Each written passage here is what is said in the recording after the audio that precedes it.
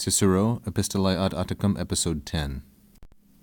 Quod scribes, etiam si quies animus inte esset offensior, a me recollegi apportere, teneo, quid dicas neque, id neglexi, sed est mirdro quodam modo adfectus.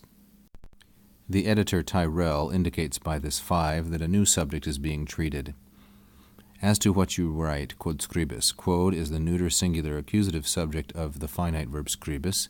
As to what you write, and then this portion, etiam si through apportere, this is treated by most interpreters and translators as a quotation or at least a paraphrase, more likely a paraphrase given the form, of what Atticus said in his letter.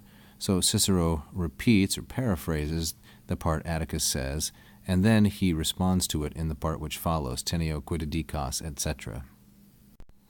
As to what you write, even if anyone's mind, animus quies, and remember that after si, nisi, nec, and ne, these 4 conjunctions, any form of quis, which includes quid and quies and so forth, should be construed as the indefinite pronoun aliquis. So we translate this as aliquis, anyone.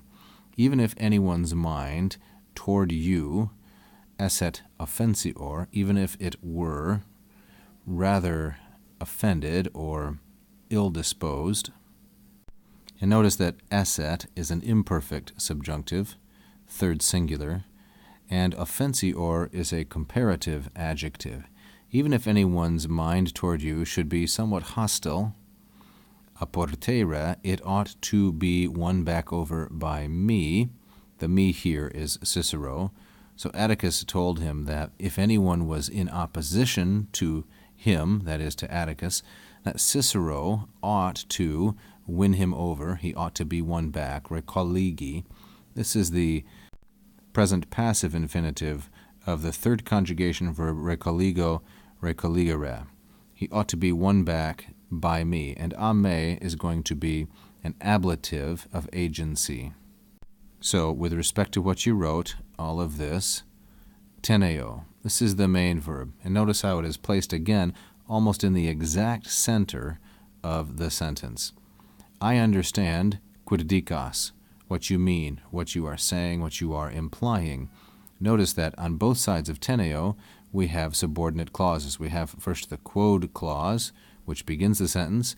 Then we have a conditional, si through apportere. Then the main verb teneo, then quid dicas. This is the object of the verb teneo, and it is itself an instance of interrogatio obliqua, indirect question. Indirect question. That's why the verb is subjunctive. Dicas with quid, the interrogative, neuter, singular, accusative, as the object. I understand what you mean. Nor neque id neglexi. Have I neglected it? Have I overlooked it? But he is adfectus, and the person to whom Cicero is referring from Atticus's letter is unknown to us. But he is adfectus. He is touched, he is affected or wounded, perhaps, mirdro quodam modo, in a certain unbelievable fashion. Each of these is masculine, singular, and ablative, because the noun modo is the 2nd declension modus e masculine, modus modi masculine, and it's modified by both mirdro and quodam.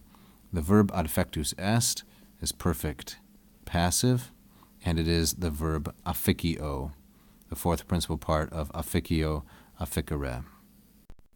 Here's a nice image of the commentary of Paulus Manutius on the letters of Cicero to Atticus. You can see it written here on the binding, commentarius in Epistulae Ad Atticum.